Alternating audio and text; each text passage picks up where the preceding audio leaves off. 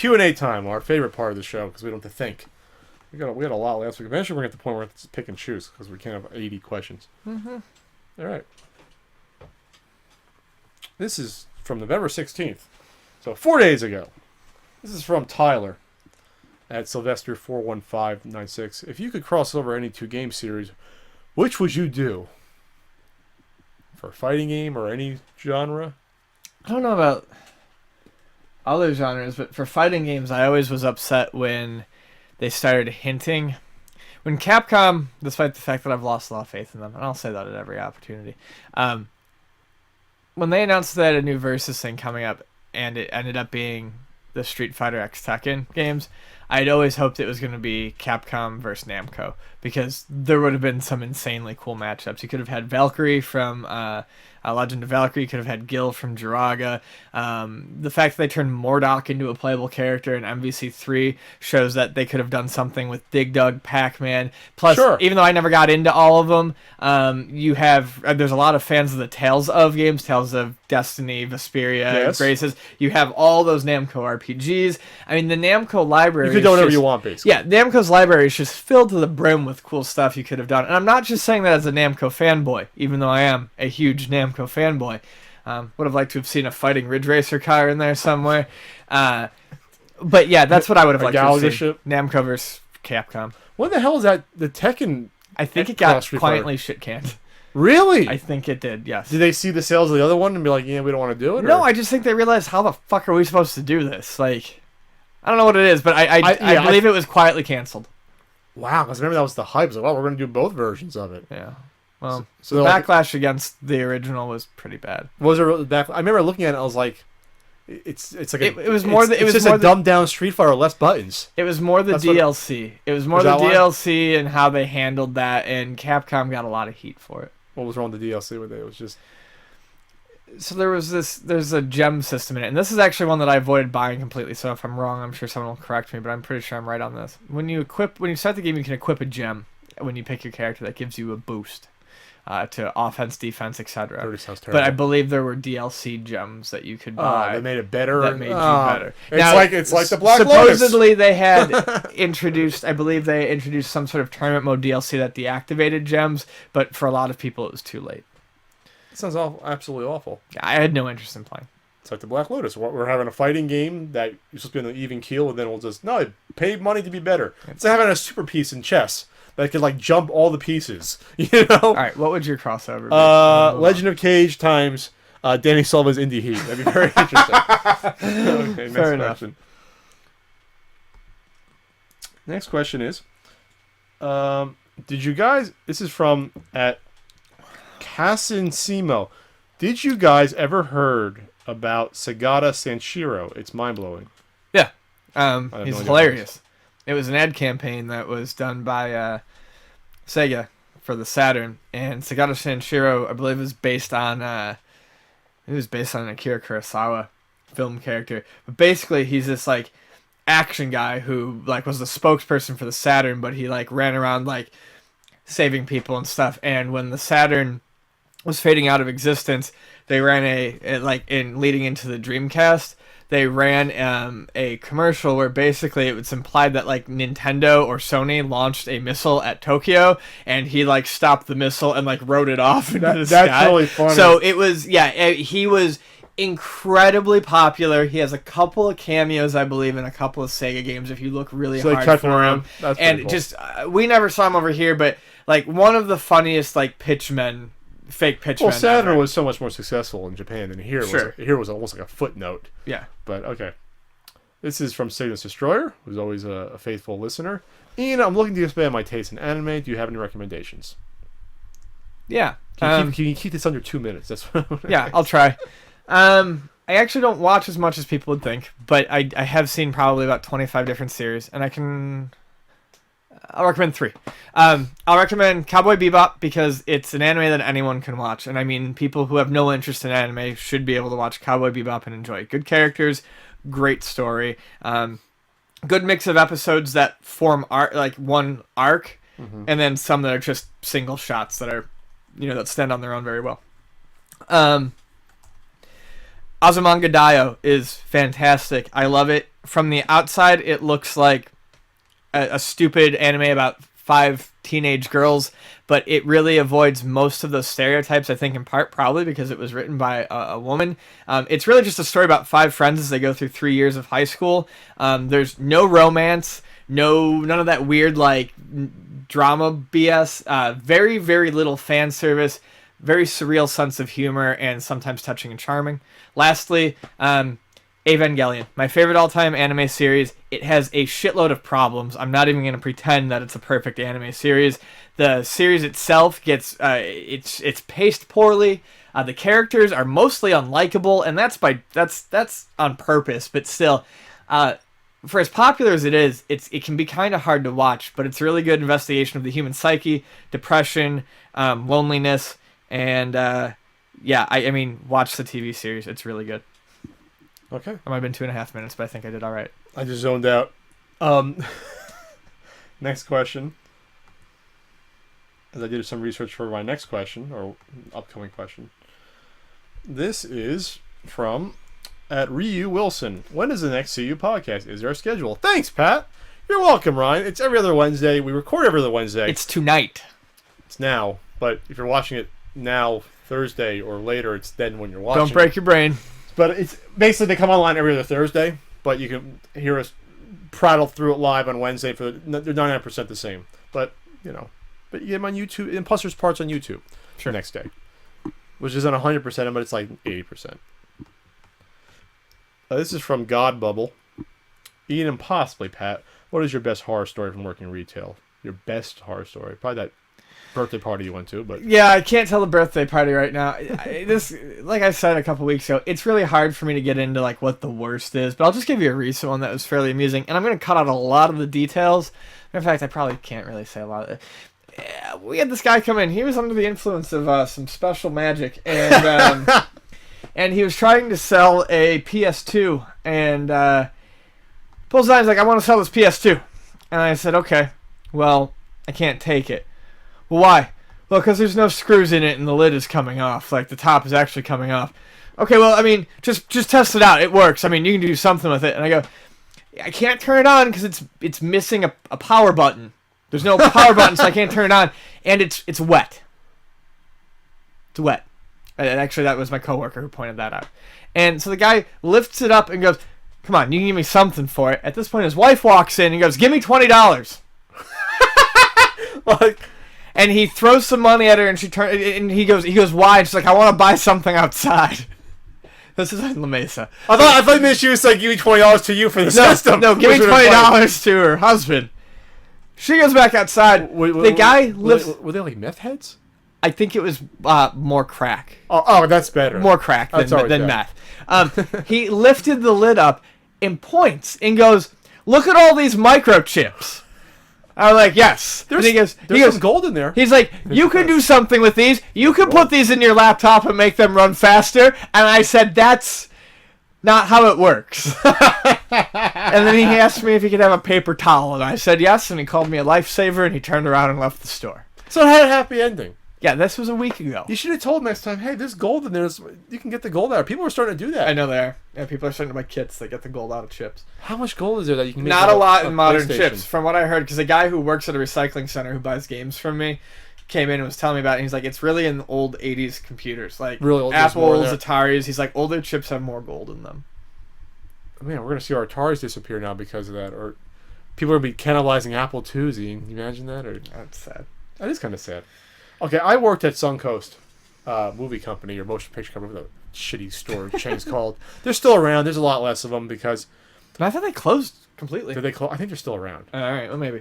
They might have gotten bought out by FYE or something. Are they still around? Yeah, I think that's what happened, actually.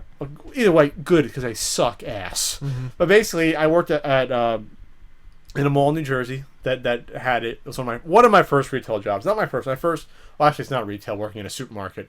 But this was on the advent of when DVDs first started getting made enough so that they started to push out VHS a little bit. But literally, I worked at the time when you could basically count all the DVDs when there was still maybe only a couple hundred DVDs that existed. So we're talking late 90s, 98, 99. You know, when the biggest DVD was Fight Club, because it had all these extras, and extras like, oh, there's commentary. I still have that edition. But basically, at the time, VHS still dominated the store. DVDs were like 20% of the store. And still would be probably the next 5 years, until like 10 years back, 2003 or so. So it was terrible because, I'll just say this without going into detail, I was sexually harassed there. And I wasn't this big macho guy. But I was sexually harassed just because there was a female that was, I guess, in a higher position, and she was younger, and happened to be also the daughter of my 4th grade teacher. That aside, exactly. So she would just make comments and make me feel uncomfortable. I'm being totally serious. Besides that, you think working in a store would be fun. Blockbuster I should have worked at. It would have been a lot more fun. But they would rearrange the say, okay, Pat, just to keep you busy. You know, there's nothing going on, say, on a Tuesday afternoon. Go organize the sci-fi section. When this dumb bitch would take a couple of the VHSs on purpose and take them out of the place, and you'd reorganize that a couple of days ago, and just to see if you had done it, would go and check, oh, you missed Return of the Jedi there. And it's like, we work in a goddamn VHS store. These are, you know, there's only 2 busy parts of the year, like maybe Christmas, you know, and it's supposed to be fun. I gotta see the same Wiggles VHS tape every day. We can't even play a different VHS tape, and you're honestly having me do busy work where I'm making minimum wage at the mall trying to hawk your stupid fucking membership plan to get 5% off your VHS tapes. We really took you to a dark place, didn't we? You did. Yeah. Also because one time I came in with a dark gray shirt, and since it wasn't black, they sent me home to change. And so when these sons of bitches... Oh, Jesus. So I didn't even give any notice. This is okay. I had this was coming off the knee injury. I think I told you about. I had a bad knee injury in college, and so like it was just walking was difficult, but that was hard enough, you know. But I'm not complaining. The whole point was it was a weird time for me. It's the only job I can get at the time, and I didn't give notice. They had the audacity to call me up when I was home from college. For Christmas, and asked me if I wanted to work hours. Wow. You believe that? Oh yeah, I'll work minimum wage to come into your shitty store and get treated like dirt, so I can have people, steal stuff off the walls in front of me, and I can't say anything because we don't want to deal with it and give them credit for it. You know, I'll just do stuff like that. Eat a dick, Suncoast. All right. Oh, I can get into the guy in his late 20s that thought he was the shit because he was the manager at Suncoast, and he was driving his, 93 Camaro or whatever, whatever. Just awful experience. Doesn't sound good. Doesn't sound good. I think I saw him, the guy in particular. I think I saw him, and they were all awful. The only nice people were the ones I yelled at because it was like, you're not pushing, you got to push the card membership. It's like, I don't get a percentage. It's the same thing probably GameStop. Oh, yeah, it's a very dark place. I'm sorry. I'm not checking the chat. People are probably like, holy shit, Pat's just going off. God Bubble, again, what is your favorite porter or stout? Are you a fan of the Flying Dog Brewery? That's a funny name for a brewery. Yes, I am. And my favorite porter or stout. Ninkasi's Vanilla Otis is a really good stout. I also like... I also really like the Belching Beaver Milk Stout. That's a fantastic one that just started getting bottled in San Diego. Was it a contest of the weirdest name? Is that the right now? And then... that doesn't sound appetizing. And then Anchor Porter is really, really good too. So I'd say probably those 3. And I like the Imperial Russian Stouts by Stone more than I thought I would. This is from at Anton Nuki. I think he always tries to do funny questions. I think last time he said I got nothing. I think that was him. Who? Anton Nuki? No, the person who said I got nothing is Jason Nacarado, who you can't pronounce. How punk are you of a punk, Ian? Are you more of a punk than the NES punk? Punk? I'm not really punk at all, unfortunately. Well, punk is always the attitude. That's where I get the moniker, I think. But from Dear Someone, what's your all-time favorite console controller? I really like the original Nintendo controller. It's a rectangle. It's not ergonomic, but I like the feel of the buttons, and I like the D-pad. I also really like the Sega 6-button controller, and honestly, I do like the Sega 6-button. I don't hate the PlayStation controller. I think the DualShock has always been fairly decent. Some people don't like how close the analog sticks are, but I don't mind it. The 360 controller is decent, but the D-pad sucks. If it didn't break down, the Super Nintendo controller I love. See, I hate it. Everything feels way too mushy on the Super Nintendo controller. Well, the D-pad, I love the convex versus concave buttons. Can you please just do that on your controllers? It's so simple to do that. You're gonna save money on plastic. Please do that so I know where my thumb is on the right. Just do it. Why? How come no one ever did it besides Nintendo? It's not hard. Dreamcast never did it. PlayStation controllers never did it. Someone do convex and concave buttons again, for God's sake. Ladies and gentlemen, Pat has left the building. It's so simple. It's simple. I hate that controller. The Super Nintendo controller is one of my least favorite. But it was a prototype. It had the triggers on it. Had convex and concave. And it's like playing a game with mashed potatoes. Yeah, that's exactly what it is, Ian. I beat Street Fighter 2 on level 7 difficulty without dying once, just fine. Congratulations. You didn't enjoy the feel of it. No, I didn't. This is from at Brandon Oak. There's 2 questions. 1 question, please. What kind of prices have you pay for NES games? The Canadian market seems rough. Not sure what constitutes a good deal. Well, that's kind of difficult because I guess it means on average. To me, $3 is the golden rule for a random NES game. That to me is it. But in Canada, your mileage may vary up there. That was 1 question. But it's a second. This is example. Example. Oh, X. Maybe you should read everything first. Well, okay. Example, I got Star Tropics 2 complete in box, Dragon Warrior 3, and Crystalis for $45, and I feel that's been one of my better deals. Which Dragon Warrior? 3. That's a pretty good deal. Yeah, that is a good deal. Crystalis like what, $10, $15 I'd say so, yeah. Dragon Warrior 3 is like what, $30? No, Dragon Warrior 3 is shot the fuck up. Really? Why? Yeah. Dragon Warrior 3 and 4 have gone up. I mean, it used to be the way it used to be 20 for 2, 30 for 3, 40 for 4. I think it's probably 40 for 3 and like 60 for 4 now. Okay, well, that's a good deal. That's my guess. This is from Megan, Mega 5K. What in the hell is the appeal of shooter games, and why are they in decline? Ian's gonna get angry. What shooter? Okay, if we're talking about like shooters, like I define them, side-scrolling shooters, the appeal is that they're very tough, and if you like them, is that what she means by shooter? I picture shooter as ships. Running gun to me is what she, like Contra. Is that what she means? I feel like she means ships. Shooter. Instead of because you go shmups versus shooter. No, shooter is shooter. I know that's how I go. I don't. To me, it. She said space shooters in the chat. Okay, when you get through a particularly challenging portion of a shooter, there's an incredible rush if you're into that game. I mean, you are literally holding on and just maneuvering, and when you're playing on the right difficulty and your skill is matched with your difficulty perfectly, it's magic, right? There's constant 30-second segments where your head is just this constant reaction of I should have died, and boom, I made it. And there's nothing more rewarding to me in games than successfully maneuvering through a really difficult boss and a shooter and just doing it. I love seeing how far I can get with a shooter. I never get bored of playing the same levels over and over because I love one crediting a shooter, just seeing how far I can get on one credit. In a way, it's sort of the purest gaming form to me. Yeah. Because it's simple, yet still challenging. It's all reaction. You need great reflexes. That's why I like, because I have good reflexes in games. That's why I like shooters. Yeah.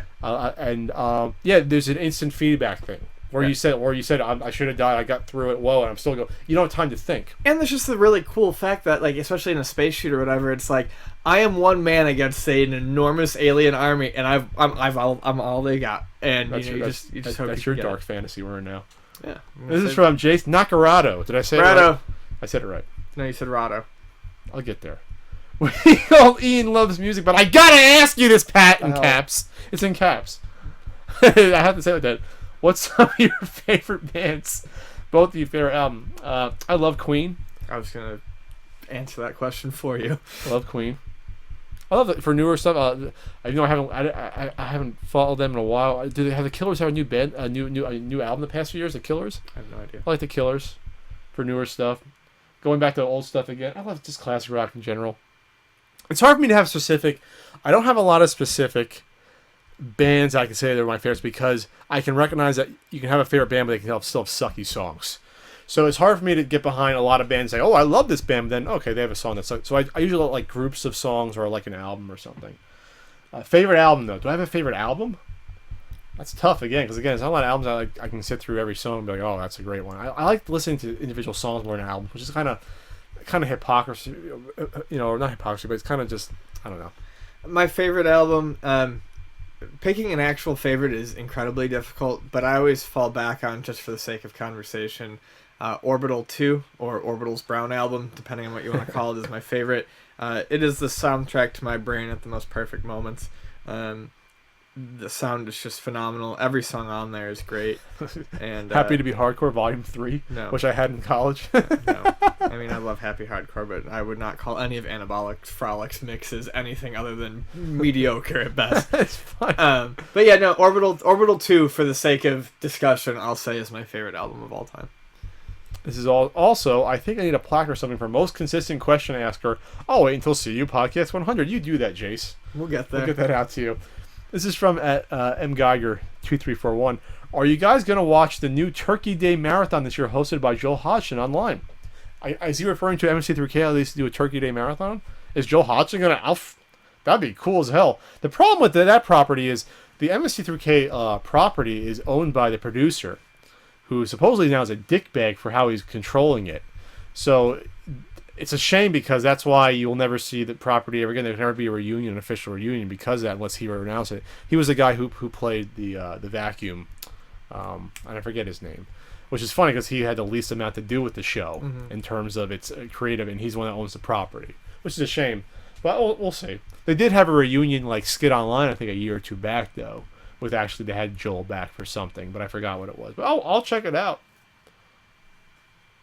From Jerron, another retail question. Your worst holiday working experience? Mine!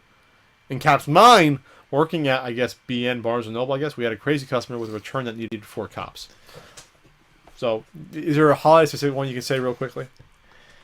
Oh, geez. No, I don't have anything specific. While I've definitely worked more than 16 days in a row, I think the most I've ever done is 28. That's great.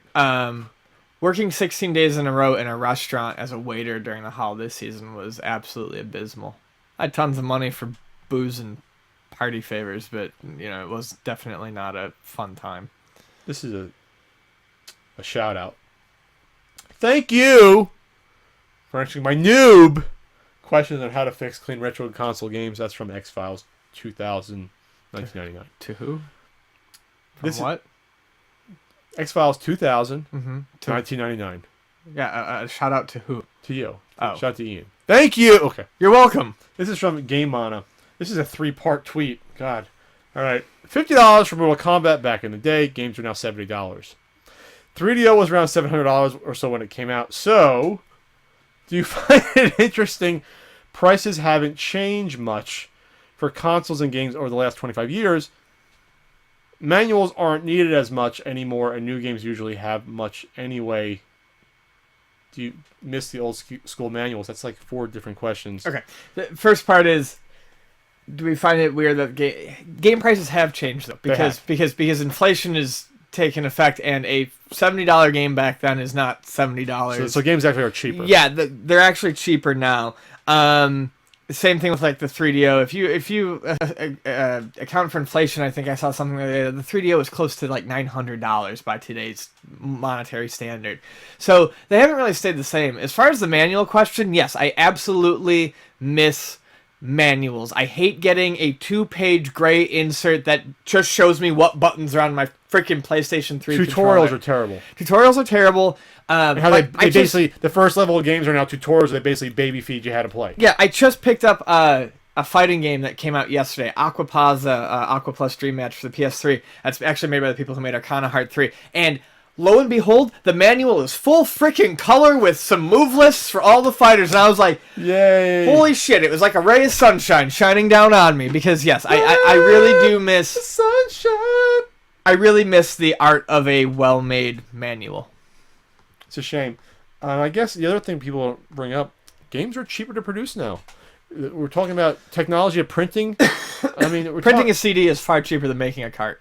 That is part of it, and plus the bulk they're doing it in. I can almost guarantee you that the bulk they're doing, say for example a GTA 5 in, I guarantee you per unit is costing them a quarter, since they're making millions of them. Right. And plus at this point they're buying all their parts directly probably and just doing it in the plant themselves. So it's sure. like. It's so. I know there's research and development and programs, but the actual physical cost is so low, it's ridiculous. Sure. All right. Next question. As I lost my Twitter tab. You're a Wang. I want to miss. Maybe if you want a Wang. What? What is yours and Egan's favorite Super Sentai Power Ranger seasons? Keep up the great podcast. Thanks. Well, I like the first ones because that was new to me, and I thought that I love Jason, the Red Ranger. All the camaraderie between them. My favorite that I've seen so far is Bokinger. I love Bokinger. It's they're kind of like treasure hunters. Is their like gimmick? Is that they go hunting for treasures? Yeah, and it's. I haven't seen that. I mean, I haven't seen awesome. A lot of them. Well, that's the Japanese version. I can't remember what that turns in. What the American analogy of that one is. What they took the action footage from and turned it. But Bokinger is fantastic. I really like that one. And Geki Ranger, which was Power Rangers Jungle Fury, is also pretty good. I think I stopped watching at Zeo. That was like season 4, I think technically, or season. Yeah, there's 3 seasons of Mighty Morphin, and then it went to Zeo, so like 4th season. But I've been watching some. I watched some of Linkara does the history of Power Rangers, which is excellent. It's a really thorough examination of each season, nice. Why was good, what was bad, and it turns out there were some good seasons. Like Space Rangers sounded excellent. Like actually, Space Rangers is holy shit, I can't remember. Is that might be O Ranger, but yeah, that's that one is. Like kind of, if that's the one I think it is, it's really surreal. Having like adult storylines in there and having like villains actually have depth to them. It's fantastically fun TV to watch. It's great. It's basically superheroes. That's why it's great. Yeah. This is from Mark Varley, who's now writing a column on the Punk Effect. Well, thumbs up. I forgot to bring up. There's like 30 new contributors to the Punk Effect. Woo! We're gonna get going. So check out thepunkeffect.com, people. Better watch us on YouTube. It's a handy dandy site. Movie news and gaming news and reviews every day. I'm not on there. You could be, though. Anyway, this is from Mark Varley. What does the future hold for Wii U if Super Mario 3D World doesn't meet sales expectations? Well, I think it will. But I feel like Super Mario 3D World will meet sales expectations as long as Nintendo is basing their sales expectations on units of the Wii U sold.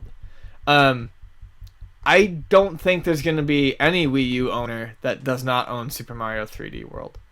Oh, yeah, because that's like... It's the reason I want the system. There hasn't been a must-have title in the first year. Well, I kind of really want Wonderful 101, but yeah. But, I mean, for the majority of people. Sure, I mean... There isn't... the killer app, as Keith Robbins would say, this could be the first one. They tried to push Pikmin 3 as it, and from all accounts, it's a very good game, but I just couldn't give a damn about it. Too esoteric.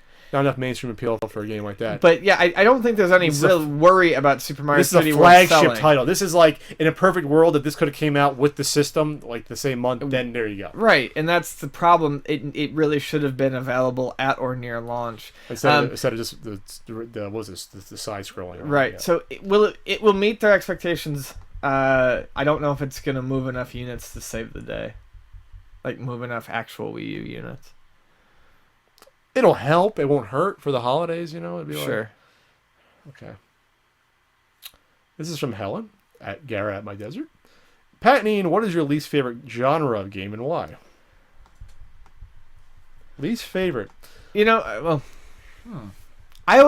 can always find exceptions, and the 2 that I'm going to mention now, I can definitely find exceptions to the rule, so I don't want it to be taken as I hate these genres, but I would say first-person shooters for the most part, and actually I mentioned before 3D beat-em-up action games. The modern 3D action game is just not something that I generally derive a lot of joy from. I don't either. I just don't. It doesn't seem fun. It just seems repetitive. It just doesn't seem. It seems like every 20 minutes, okay, I did everything. Right. What is there to do? You know what I mean? I wouldn't say it's my least favorite. I don't know. I've never played an MMORPG, but this doesn't appeal to me. MMO. Okay, so if we're allowed to count that, I could probably safely say that. Because I mean, I really like PSO Fantasy Star Online, but that wasn't. There was no part of that. It was just. Wasn't massive. Yeah. Because like I said, I can definitely find first person shooters I like. I just don't like any game, maybe because I'm getting older now. I'm gonna be a million years old in 6 years. Again, I don't like games that you have to play it Tuesday at 8:00 beyond. Right. That just doesn't appeal to me. I don't need that in my life. It just no. Anything that requires a schedule. Yeah. Just anything that requires you to keep up with your friends to maintain the same experience is not something that I generally enjoy.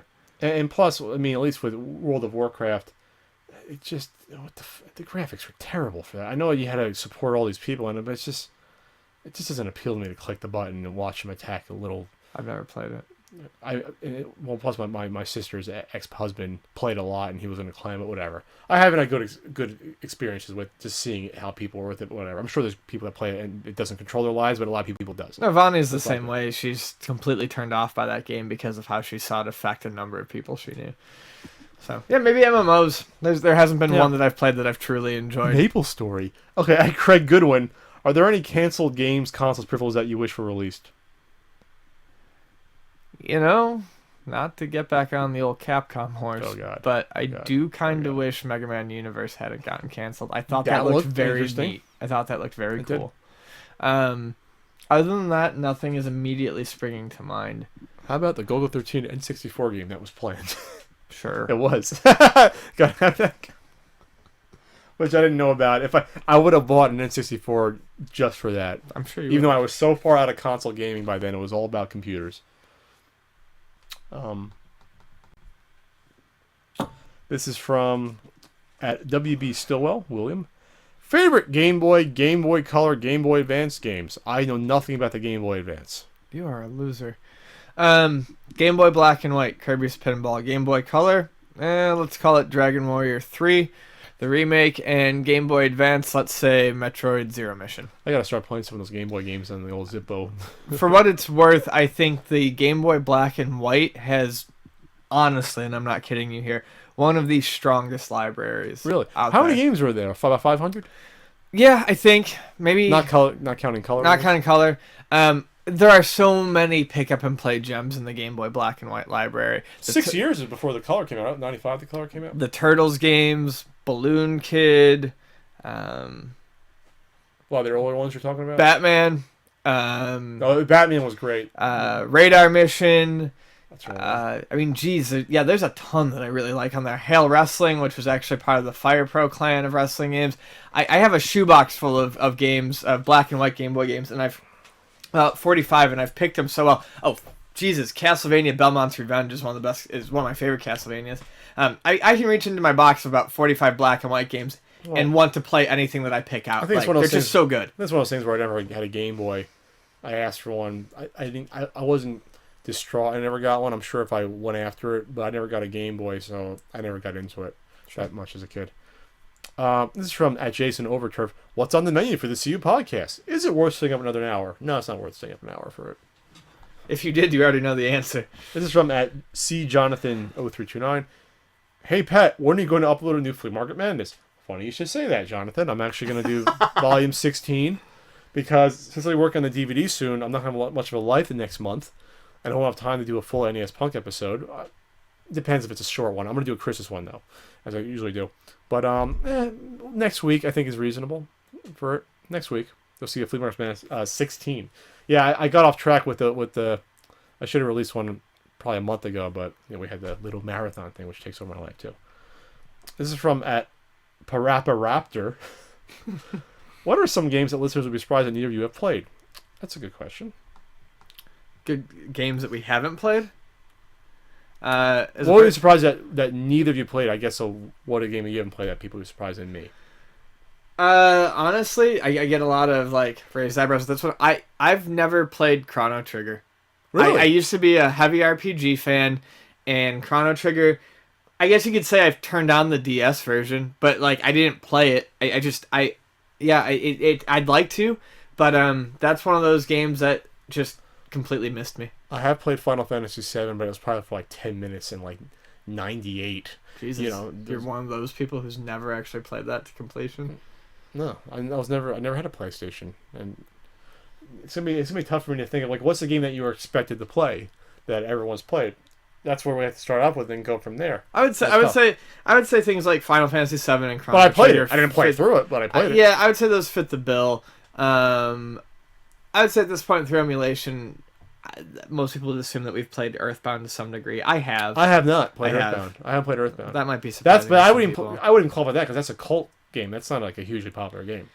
So it's like but we're part of the cult. No, this doesn't make a difference. It's like what's a movie you haven't seen? I haven't seen E.T. So that's like a huge movie. Yeah. So it's tough. It'd be like saying I never played Super Mario 3. That's what I'll think of that. Maybe I'll come back to that. This is from Jonathan Camacho. What happened to the Tecate beer? So that's what the next. That was recent. So I like Tecate. I do. I've explained that. But tonight I decided to change it up. Tecate's not paying me to drink their beer, and until someone's paying me, we should reach out. Until someone's paying me to drink their beer, I'm going to drink what I feel like. Sponsors. We're wearing T-shirts. We're wearing the mixed martial arts shorts with the logos on our asses. Exactly.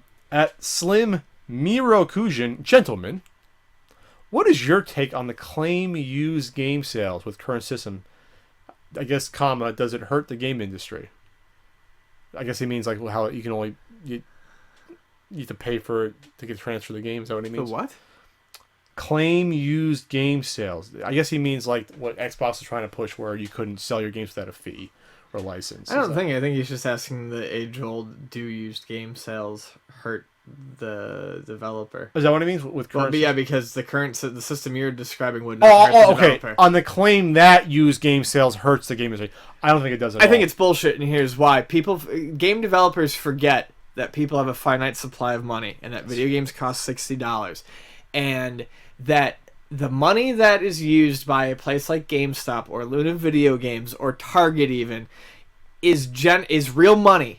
They're always buying your games with real money to fill those orders, those pre-orders.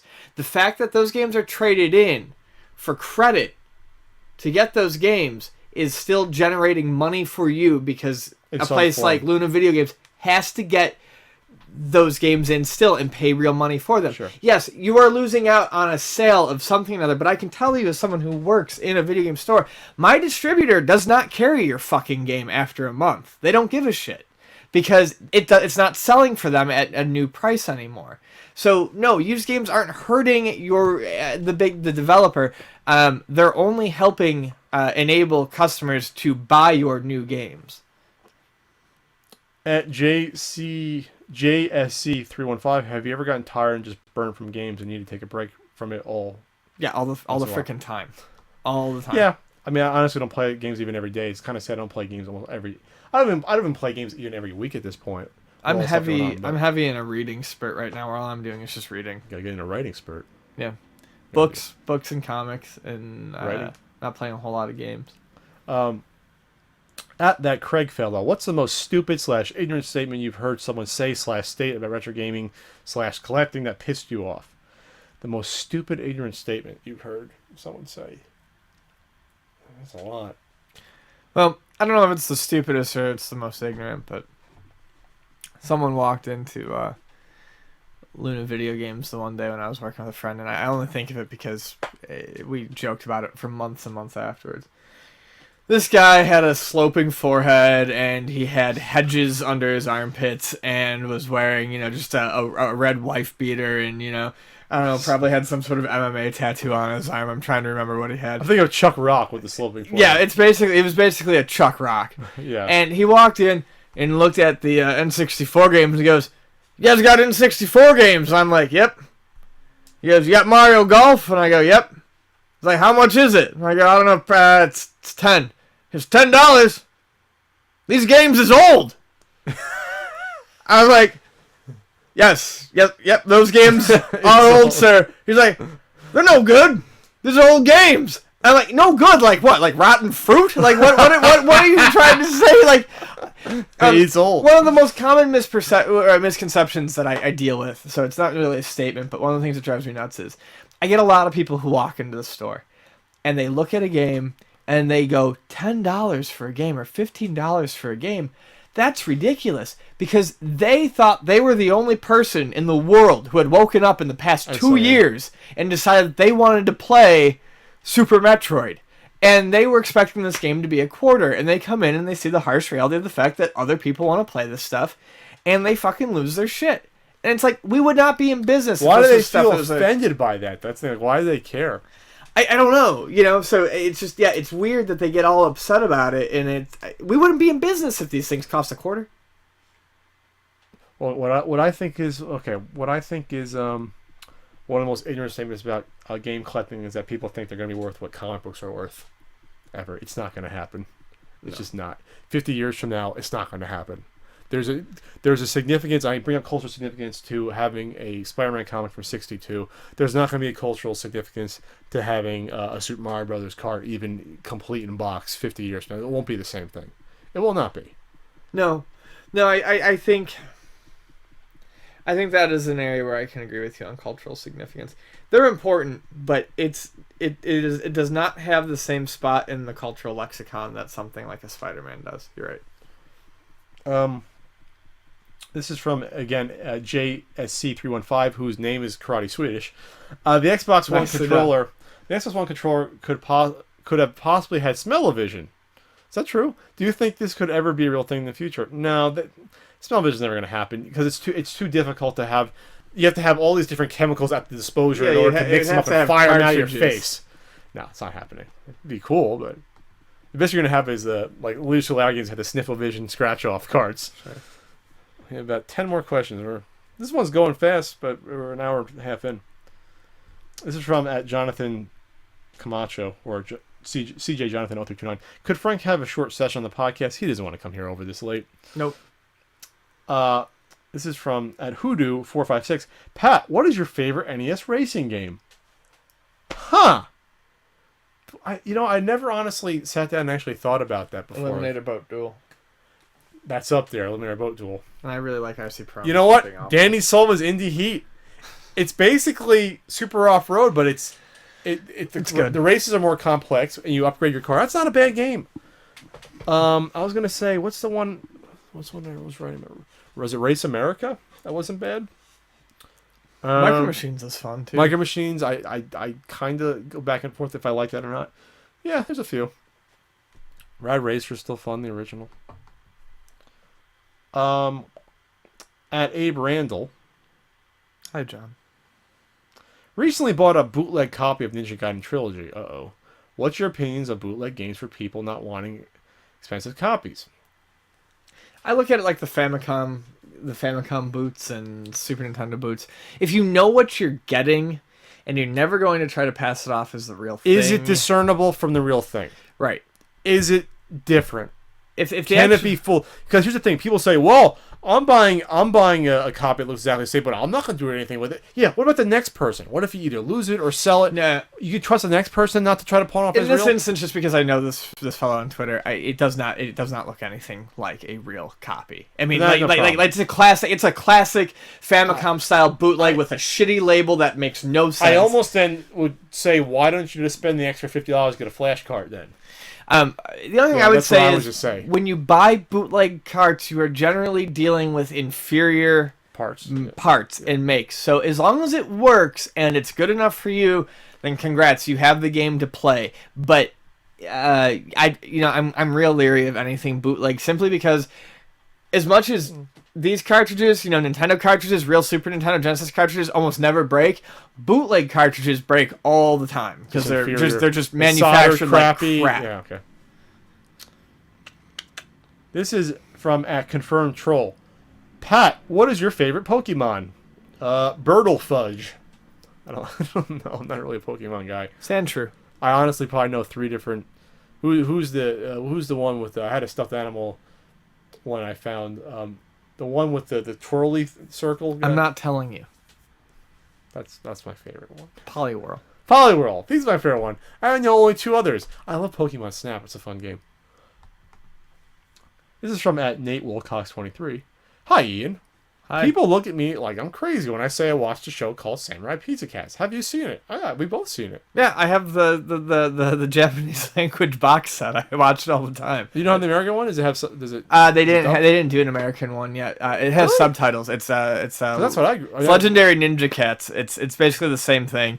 I thought it was well done. The humor was still in it for the. I mean, it's Tatsunoko. I mean, there's a pedigree there, and the animation is awesome to look at. Like if you like the character designs, all of the mecha animals are fantastically like drawn and well realized. And they broke the fourth wall. It was very funny with that. I like that show quite a bit. So yes, I don't think you're crazy at all. Good Famicom game too. And yeah, great Famicom game. And the funny thing about the box that I have, all the DVDs are little pizzas. Surprised they never came out with that in the U.S. Even if the license wasn't big here, it would be a fun game to have. It was cute and should have been fun enough. Yeah. This is from Seth GFP. How do you feel about the, in quotes, gamer stereotype stigma? I don't think we have one anymore. Being that gaming now, you see advertisers during football games, in the Super Bowl. I don't know if there's a stigma anymore. I think it's the biggest industry. It's bigger than movies. I think we do. And I think what he's referring to is more the gamer as in I'm a gamer. I identify with that word gamer stereotype that is around, and it's. I mean, that's how you identify yourself. I feel like, okay. Yeah, and it's generally, at this point, it's kind of become a dirty or a bad word. It's really a topic for a larger talk. All right, we can come back to it. Yeah, I feel like... You're saying that's how you identify yourself as, I'm a gamer. And I feel like some of the stereotypes of people who go out of their way to identify themselves as gamers... I think it's a larger conversation. It's brought upon... If you're going to identify with it and there's stereotypes associated with it and you're calling yourself it, you're bringing some of the stuff upon yourself. The stuff like being horrible on like a chat or something like that. Let's hold this for another topic. This is a whole psychological discussion we can get into about this. Okay. This is from @Jofo22. Could I get a shout out for my friend Chris? He's one of your new contributors. Oh, hey, Chris. Howdy, Chris. Chris? Yeah, Chris is doing movie news and reviews on the site. Hello. Unless there's more than one Chris. And the fact that I need a spreadsheet, being that there's over 30 new contributors, is tough. But Chris is starting a post up. He posted about they're actually doing a Dumb and Dumber sequel with. They already did one, but a real one. Like they're actually coming back. That's unfortunate. Jim Carrey and Jeff Daniels. That's kind of weird. Great. It's been like 15 years. That's awful. So that's a cold movie. Paychecks. At Street Dreamer 83, best Schwarzenegger movie, best Stallone movie. You first. I have mine. Well, I have at least one. Commando, Demolition Man. Schwarzenegger, Predator, not even close. Best Stallone movie. It's one my dad likes that I like that I haven't watched enough, but Nighthawks. Not one people have seen. They're basically New York detectives, and there's a terrorist cell going around New York City, and it's Stallone and Billy D. Williams basically trying to stop it, and it's done in a serious way though. It's not just an action movie; it's like a thriller, and it's a very interesting movie. I would almost go back on Commando and say Predator because I love Predator, but that's not. Why'd you say Commando? Well, because Commando is a Schwarzenegger movie through and through. But it's terrible. Predator is a Predator movie. But I look at it as just a movie that they were in, though. Yeah, It's still a Schwarzenegger movie. It's a fantastic. Commando has Ray Don Chong. You like Ray Don Chong? You like Ray Don Chong? Sure. Yeah. She's been naked at that. She was in Highlander the series. She was an immortal that was a pianist, and then not a pianist. Pianist. Unless you're into that sort of thing. She didn't have a penis. Penises. And then Duncan was watching her because some immortals have the ability to tell pre-immortals. Mm-hmm. Not all of them do. You have to harness that. And so he was following her, and she was a brilliant pianist. Mm-hmm. And then, but the problem was, she was killed. Duncan was friends with an immortal he knew for like 500 years or 400 years. He was like a big theatrical guy, and he killed her to preserve her youth and her genius in the prime of her youth, which is a bad thing to do. You're not supposed to do that. You're not supposed to kill a pre-immortal to have him become immortal. Just let it happen naturally, not happen at all. And at first she thought it was great, but then she didn't have the ability to play anymore. And Duncan theorized because maybe it had something to do with the candle burns brightest, it dies out quicker. And so he ends up wanting to kill her, the one that made her immortal, because it's like, hey, your brilliance is gone, I'm going to kill you. And she almost wanted it to happen, and Doug had to step in and save her. And it was an interesting episode. I love the Hanma series, but anyway, she was in it. You know. All right. So that's a brilliant penis. Odd question from Retro Nomad. Where did you get those shelves for your NES collection? It's driving me mad. Find anything functional. These are Atlantic Oscar shelves. They make a bunch of different sizes. You can find them on Amazon or eBay. Shipping's a killer, but they're worth it. These are all adjustable. That's why these are so good. You can fit them for anything. The perfect shelves for these. A couple more questions. Actually, 2 more, it looks like. Then we can go and I can have some leftovers. This is from at Panzer Jedi. This one's for Ian. Ever have anyone try to sell you fake pirated games? All the time. All the time, I get people who want to sell me. What's funny is I find it offensive, and I kind of call people out. Because I get a lot of hardcore gamer types who come in with like hardcore gamer games. You know, they want to sell hardcore gamer games. They want to sell me their RPGs and stuff like this, and they'll casually slip in like 4 bootleg Pokemon games that they must have gotten in off the internet. I'm like, this is bootleg trash. Get it out of the store.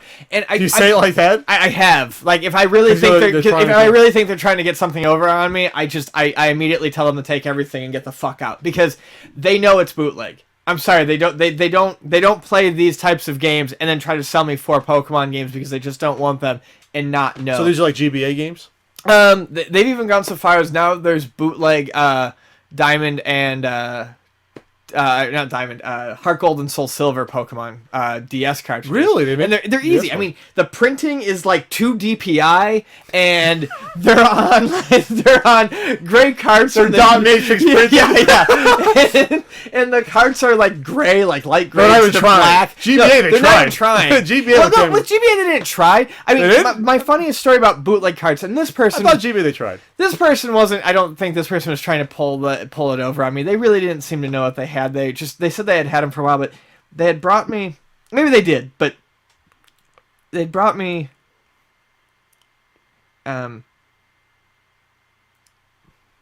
Emerald, Sapphire, and Ruby, and they also brought me Fire Red and Leaf Green. Now, Fire Red and Leaf Green officially come in opaque cases, colored to match their names. Okay.